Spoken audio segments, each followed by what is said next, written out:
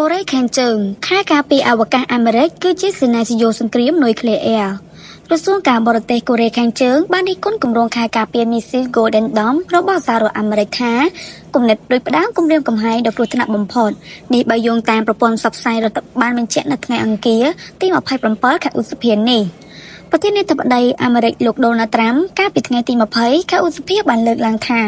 លោកបានជ្រើសរើសការរចនាសម្រាប់ប្រព័ន្ធការពារមីស៊ីល Golden Dome ហើយបានសង្កត់ធ្ងន់ថាអ្នកដឹកនាំកម្មវិធីការពារជាតិដែលមានមហិច្ឆតាតម្លៃ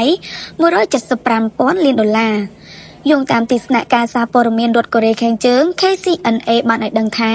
ផែនការ Golden Dome គឺជាផលិតផលធម្មតានៃអាមេរិកដំបូងកម្ពស់នៃភាពសុចរិតដោយខ្លួនឯងភាពក្រអឺតក្រទមដៃខ្ពស់នឹងការអនុវត្តតាមអំពើចិត្តហើយជាសេនាធិយោសង្គ្រាមនុយក្លេអ៊ែរនៅទីអវកាស